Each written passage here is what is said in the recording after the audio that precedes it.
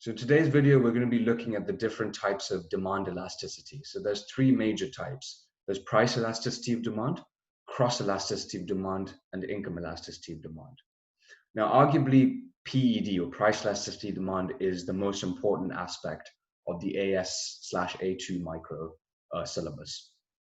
And PED is what you would like, where is most of the questions that you'd find would involve PED as opposed to income elasticity demand or cross elasticity demand. So we'll start off with PED. First of all, what does PED mean? PED is the responsiveness of quantity demanded to a change in the price of the good. So in effect, so when you first started AS micro, you came across a downward sloping demand curve. So in other words, you knew that if the price increases, you know that the quantity will fall. But what PED tries to gauge is how much would the quantity demanded fall if you were to increase the price. And in addition, all PED values are negative. Now, the reason why that is because the demand curve is downward sloping. Because every time you increase the price, you know for a fact that the quantity demanded will fall. So a negative value divided by a positive value results in a negative PED.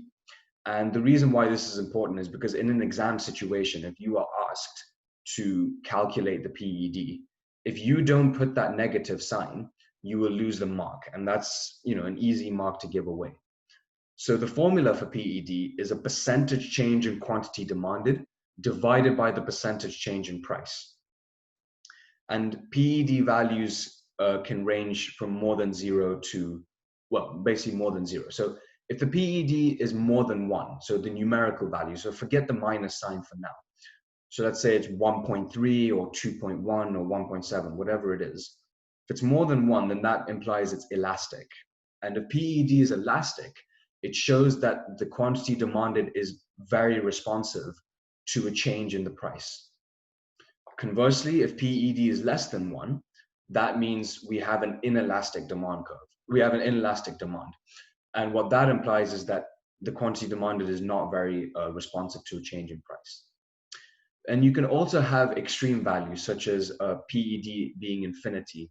Now, if PED was infinity, that means it's perfectly elastic, meaning that even a small increase in the price would result in potentially quantity demanded falling to 0. And that, if you wanted to see that visually, that would be represented by a horizontal demand curve. Right? Any increase results in a very big change in quantity demanded. Conversely, you can also have a perfectly inelastic PED, at which point the PED value is 0. That means no matter how much I change my price, whether I increase the price by 1,000%, it's still not going to have any effect whatsoever on the quantity demanded. And visually, that is represented by a vertical demand curve. Let's do a practice question. So between 2010 and 2015, the average price of tea in the UK increased from £7.20 per kilo to £8.48. Over the same period, the quantity of tea purchased fell from 97 million kilos to 76 million. And the first step, I think, in this situation is always to just recall the formula. So PED is the percentage change in quantity demanded divided by the percentage change in price. Unfortunately, though, we seem to have a problem. We haven't been given the percentage changes in quantity demanded and the percentage change in price, only the absolute change. The good news is you can gauge from what you've been given what the individual percentage changes are. So let's focus on the percentage change in price to begin with. The price has changed by £1.28. So £1.28 divided by 7.2 times by 100 represents a 17.7% increase in the price. I encourage you to have a go yourself, but the increase in price is 17% roughly. Now let's have a look at the quantity. The quantity demanded has fallen. So from 97 million to 76. So that's a 21 million unit change. So 21 million divided by 97 million times by 100 translates to roughly a 21.6% decrease in the quantity demanded. And make sure you have that minus sign. So it's minus 21.6 because of the decrease in the quantity demanded. divided by plus 17.7. And when you do that, you come to a numerical value of 1.22. And remember, you have to have that minus sign, otherwise you will lose the mark. So the overall answer is minus 1.22. And since it's more than one, that implies that the quantity demanded for tea is quite responsive to a change in price. So it's elastic. Now let's think about why PED would be elastic or inelastic. I think the main factor, the most important factor has to be the availability of substitutes. So go back to that tea example. We found that the elasticity was more than one, implying that tea is very elastic in demand. And the reason is because, well, tea is, I guess, a source of caffeine, and that's probably why people drink it. And you have to think, are there substitutes? And the answer is yes. There's lots of substitutes. Not only is there, you have regular tea, but you have many different variations like herbal tea or green tea. And most importantly, you also have coffee. So as a result, if you have those availability substitutes, as a consumer, why would I accept a higher price for tea? If tea manufacturers are going to charge a higher price, I'm just going to say, you know what? I have coffee, I have green tea, I have herbal tea as a source of pleasure, and you could think of that as another kind of drug. So as a result, I'll go to them. So that's precisely why the quantity demanded would be elastic to a change in price, would be responsive to a change in price, excuse me. So the more substitutes there are, the more elastic it is. Now, there's a second factor which I think ties very closely to substitutes, and that is time. In the long run, the PED tends to become more elastic. And the answer is because over time, we come up with alternatives. So I think a really good example would be, the rise of e-cigarettes like Juuls and IQOS and stuff like that, like alternatives to smoking cigarettes or cigars. And as a result, if cigarette manufacturers increase their prices too much, then that means people who want to smoke might use alternatives, such as e-cigarettes. And e-cigarettes, if you think about it, are a very, very recent development because, it takes time to come up in terms of research and development. It takes time to come up with such alternatives because 10 years ago, we didn't have things like e-cigarettes. And then a third factor is addictiveness/habit. If you are addicted to a particular good, such as cigarettes, then that means even if they were to increase the price, your demand for it wouldn't change very much because it's not something that you can just get rid of, like you could get rid of tea if the prices went up too much.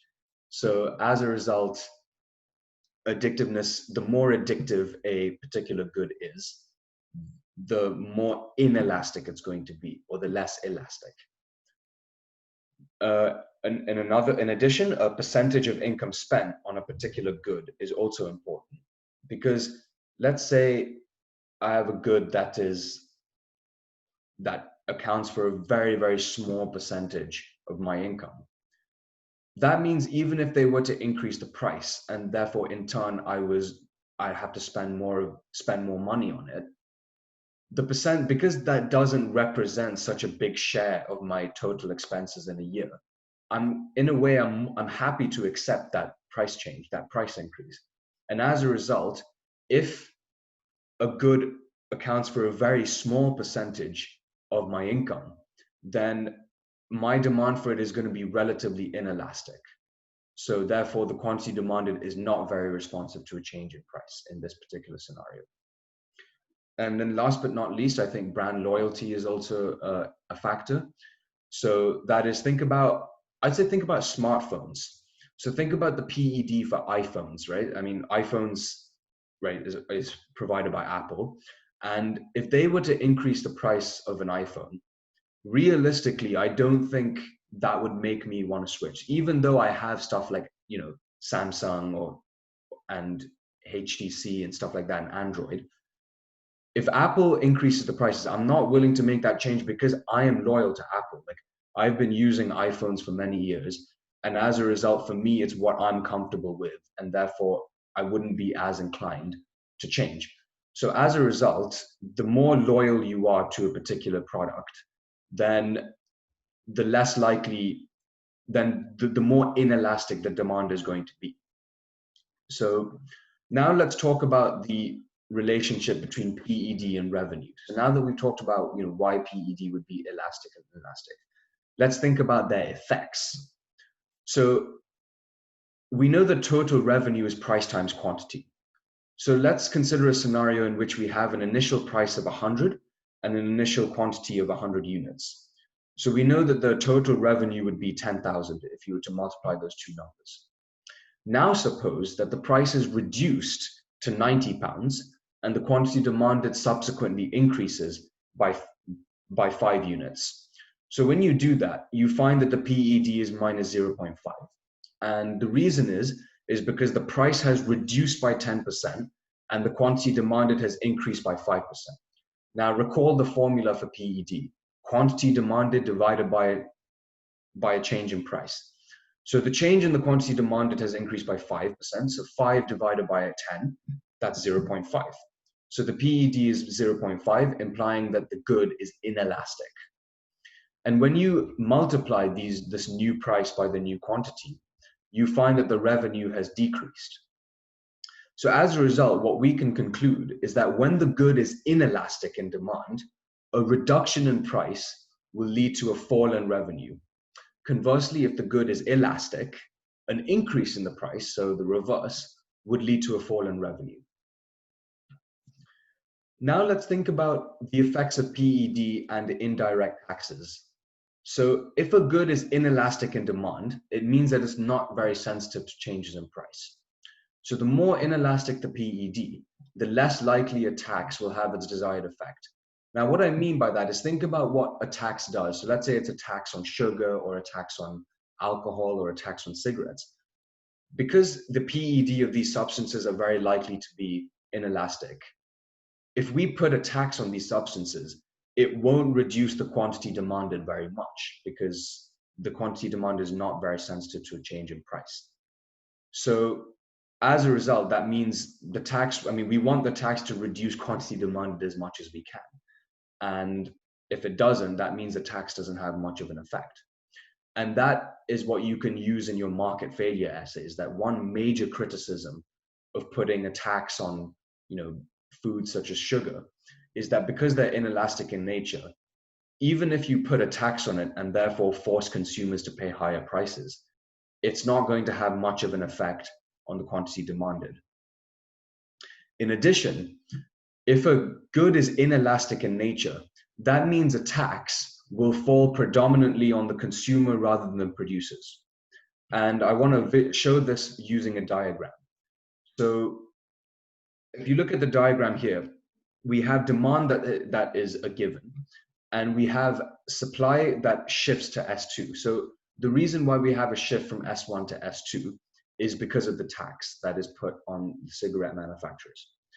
So when you do that, we know that the quantity demanded will fall. And we also know that there'll be a change in the equilibrium price. So our first step is, in order to gauge how much of it is going to be placed on the consumer and how much of it will be placed on the producer, we need to know what the total size of the tax is first. So what you do is you look for the new equilibrium. Great. So the new equilibrium between D and S2 is $14. That's our new equilibrium price. And then what you have to do is find out what the price would have been at the original supply curve. So it's this vertical distance here. And as a result, we find that the price would have been £8 or $8 at that quantity at the previous supply curve. So as a result, the difference between 14 and 8 is 6, meaning that the tax per unit, the total size of the tax, is £6 per unit. Now what we have to think is, what is the difference between the old equilibrium price and the new equilibrium price? And that will tell you how much the consumer specifically has been paying.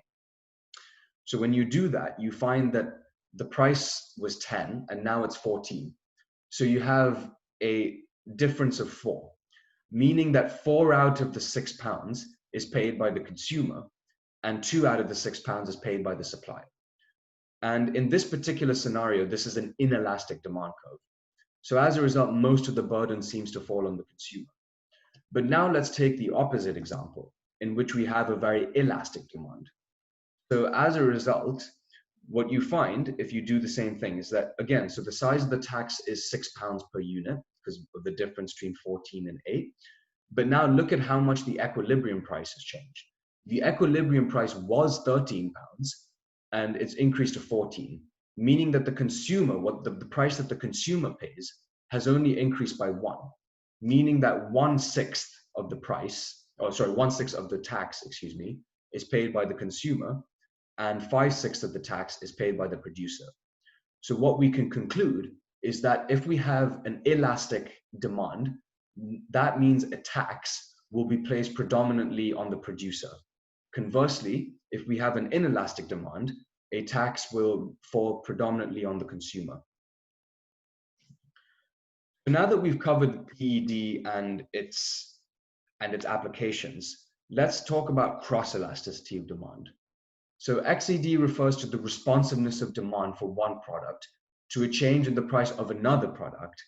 So in effect, it's like how much is the demand for tea change if there is a change in the price of coffee. So the formula as a result is the percentage change in quantity demanded for good A divided by the percentage change in the price of good B. So you could think of good A as tea and good B as coffee. Now, what XED is useful for, it's useful for determining whether a good is a substitute or a complementary good. So if XED is positive, then the goods are substitutes. Now, the reason that is because let's say we were to have a 10% increase in the quantity demanded for tea and a 10% increase in the price of coffee. Well, that would imply that the XED is +1 because 10 divided by 10 is 1. And that means, well, if the percentage change, because we've increased the price of coffee, that implies that the quantity demanded for coffee will go down, and the quantity demanded for tea has gone up, meaning that if one goes down and one goes up, then that implies that they're substitutes. And there's a really good way, or there's a good way that I like to think of when I like to make that distinction is how to remember when XED is positive, it's a substitute. So think of it like this, like let's say you were in a relationship that was really bad, and then you're in a new relationship, and this relationship is a lot better. So you could think of that as a positive substitution. You substituted your old relationship for a better one. And that's why you could think of XED, so positive substitution. Therefore, you can relate that to when XED is positive, the goods are substitutes. And then conversely, from there, you can conclude that if the XED is negative, then the goods are related and are complementary. And in addition, if the elasticity value is higher, so let's say 1.6 as opposed to 0.6, then that means the goods are more related. So therefore, if you were to have an elasticity value of like 0.1, that means the goods aren't very closely related. Now let's go on to income elasticity of demand. So income elasticity of demand measures the responsiveness of quantity demanded to a change in income. So the percentage change in the quantity demanded of a good divided by the percentage change in income. Now, YED, like XED, can take both positive and negative values. And if it's a positive YED, that helps you gauge whether it's a normal good or a luxury good. And what that means is that if you have an increase in income, you will likely demand more. And normal goods usually, the difference between normal goods and luxury goods is that if you have a luxury good, you're likely to have a very, very high YED value. So let's say more than 1. And a good example of that would, let's say, be like high-end, designer clothes or diamonds or something like that.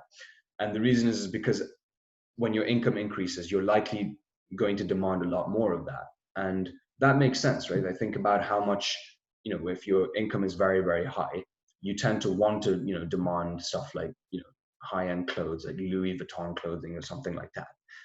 And normal goods you could think of as like, let's say, fancy food. So if your income goes up, you're more likely to want to eat out at a better restaurant. Conversely, we also have negative YED. And when we have that, that means if your income goes up, you actually demand less of that good.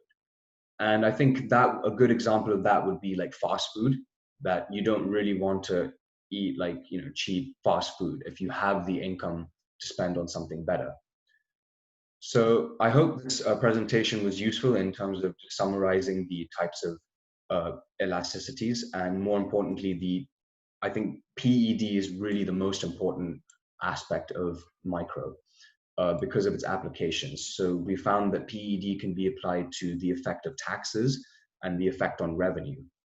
And this will likely come up in a question. So I think if you're looking at taxes, if you get a market failure essay and you want to discuss the effect of a tax on alcohol, you need to see, well, one great argument against alcohol is that because it's very inelastic in nature, the quantity demanded is likely to fall. Sorry, the quantity demanded is unlikely to change very much as a result of that tax. In addition, it's also a good way of, PED is also a good way of gauging how much of that alcohol tax will fall on the consumer compared to how much of it will fall on the producer. So thank you for your attention, and I hope to see you in the next video.